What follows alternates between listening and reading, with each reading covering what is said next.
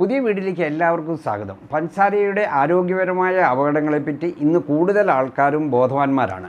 അതുകൊണ്ട് തന്നെ അവർ പഞ്ചസാരയുടെ ഉപയോഗം കുറയ്ക്കുന്നുണ്ട്. അവർ കാപ്പിയിലും ചായയിലും ഒന്നും പഞ്ചസാര ഇടാറില്ല. അതുപോലെ തന്നെ മറ്റു മധുര പദാർത്ഥങ്ങളായ സ്വീറ്റ്സ്, കേക്ക്സ് എന്നിവ ഉപയോഗിക്കുന്നതിലും അവർ നിയന്ത്രണം പാലിക്കുന്നുണ്ട്. പക്ഷേ ചിലരെ സംബന്ധിച്ചിടത്തോളം പഞ്ചസാര ഉപയോഗിക്കാതിരിക്കുക വളരെ ബുദ്ധിമുട്ടുള്ള കാര്യമാണ്. കാരണം പഞ്ചസാരയ്ക്ക് അഡിക്ഷൻ എന്നൊരു സ്വഭാവമുണ്ട്. അങ്ങനെ ഉള്ള പലരും ചോദിക്കാറുള്ളത്, ഡോക്ടറെ, പഞ്ചസാരയ്ക്ക് പകരം നമുക്ക് മധുരം തരുന്ന മറ്റു പദാർത്ഥങ്ങളുണ്ടോ, എങ്കിൽ നമുക്കത് ഉപയോഗിക്കാമോ എന്നിവയാണ് അവർ ചോദിക്കാറുള്ളത്. ആ ചോദ്യങ്ങൾക്ക് ഉത്തരമായിട്ടാണ് ഇന്ന് നമ്മൾ ആ വിഷയം ഇവിടെ ചർച്ചയ്ക്കായിട്ട് എടുക്കുന്നത്. അപ്പോൾ പഞ്ചസാരയ്ക്ക് പകരം ഉപയോഗിക്കാവുന്ന 2-3 മധുര പദാർത്ഥങ്ങൾ ഇന്ന് നമുക്ക് ധാരാളം ലഭ്യമാണ്. അതിലേറ്റവും പ്രധാനം ശർക്കരയാണ്. ശർക്കര നിങ്ങൾക്ക് എല്ലാവർക്കും അറിയാം, അത് കരിമ്പിൽ നിന്നും ഉൽപ്പാദിപ്പിക്കുന്നതാണ്. പഞ്ചസാരയും ഷുഗർ കെയിനിൽ നിന്നും ഉൽപ്പാദിപ്പിക്കുന്നതാണ്. പക്ഷേ പഞ്ചസാര ഒരു റിഫൈൻഡ് ഷുഗറാണ്. അതായത് ഫാക്ടറിയിൽ മധുരം തരുന്ന സുക്രോസ് മാത്രം എടുത്ത് നമുക്ക് തരുന്നതാണ്. അതിനകത്ത് സസ്യത്തിൻ്റെ എല്ലാ പോഷകങ്ങളും നീക്കം ചെയ്താണ് നമുക്ക് ലഭിക്കുന്നത്. അതേസമയത്ത് ജാഗറി അല്ലെങ്കിൽ ശർക്കരയ്ക്കകത്ത് പ്ലാന്റിൻ്റെ അല്ലെങ്കിൽ ഷുഗർ കെയിനിൻ്റെ കുറച്ച് ന്യൂട്രിയൻസ് അതിലടങ്ങിയിട്ടുണ്ട്. അതിനകത്ത് നാരുകൾ ഉണ്ട്. അതുപോലെ തന്നെ അതിനകത്ത് മറ്റു പോഷകങ്ങൾ, പ്രത്യേകിച്ച് ധാതുക്കൾ, അതായത് അതിനകത്ത് മഗ്നീഷ്യം, അതുപോലെ തന്നെ പൊട്ടാഷ്യം, അയൺ തുടങ്ങിയവയും അടങ്ങിയിട്ടുണ്ട്. അപ്പോൾ ഈ ശർക്കര ഉണ്ടാക്കുന്നത് നമ്മൾ കരിമ്പിൻ ജ്യൂസ് വലിയ പാത്രത്തിൽ തിളപ്പിച്ച് സിറപ്പാക്കുന്നു. പിന്നീട് അത് തണുത്ത് കഴിയുമ്പോഴാണ് ഖരരൂപത്തിലുള്ള ശർക്കരയായിട്ട് നമുക്ക് ലഭിക്കുന്നത്. പഞ്ചസാരയ്ക്ക് പകരം ശർക്കര ഉപയോഗിക്കാമോ എന്ന് ചോദിച്ചു കഴിഞ്ഞാൽ, അല്ലെങ്കിൽ അതിൽ ഏതാണ് ബെറ്റർ എന്ന് ചോദിച്ചു കഴിഞ്ഞാൽ, പോഷക വിദഗ്ധർ പറയും ശർക്കരയാണ് ബെറ്റർ എന്ന് പറയും. പക്ഷേ സാധാരണ നമ്മൾ മലയാളത്തിൽ പറയുകയാണെങ്കിൽ തമ്മിപ്പേദൻ തൊമ്മൻ എന്ന് പറയുന്നതായിരിക്കും ഏറ്റവും നല്ലത്. അതായത് ശർക്കര അല്പം കൂടി നല്ലതാണ് പഞ്ചസാരയേക്കാൾ. കാരണം അതിനകത്ത് ആ സസ്യത്തിൻ്റെ ഏതാനും ഭാഗങ്ങൾ കൂടി ഉൾക്കൊള്ളിച്ചിട്ടുണ്ട്.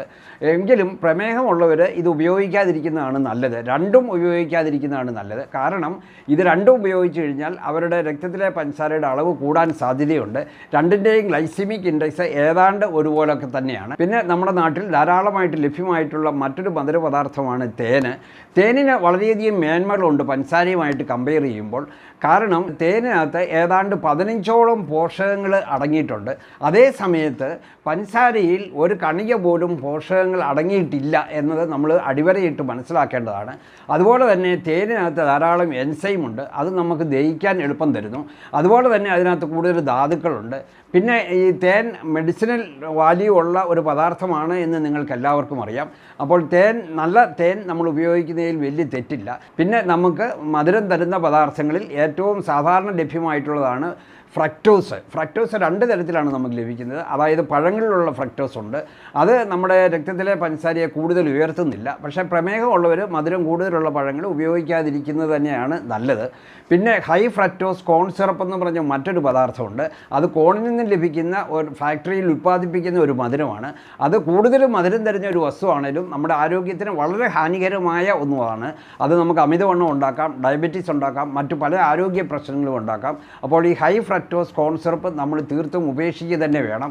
മറ്റു മധുര പദാർത്ഥങ്ങളായ, അതായത് പഴങ്ങളിലുള്ള മധുരം, തേന്, ശർക്കര എന്നിവ മിതമായ അളവിൽ പ്രമേഹമില്ലാത്തവർ ഉപയോഗിക്കുന്നതിൽ തെറ്റില്ല.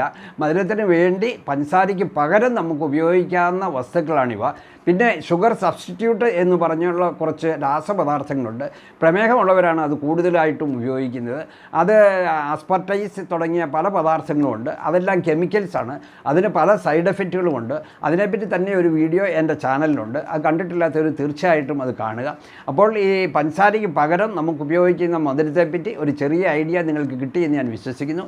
ഈ വീഡിയോ നിങ്ങൾ മാക്സിമം ഷെയർ ചെയ്യുക, മറ്റുള്ളവർക്കും ഇതിൻ്റെ പ്രയോജനം കിട്ടട്ടെ. അപ്പോൾ എൻ്റെ ചാനൽ സബ്സ്ക്രൈബ് ചെയ്തിട്ടില്ലെങ്കിൽ സബ്സ്ക്രൈബ് ചെയ്യുക. മറ്റൊരു വീഡിയോയുമായി നമുക്ക് വീണ്ടും കാണാം. നന്ദി.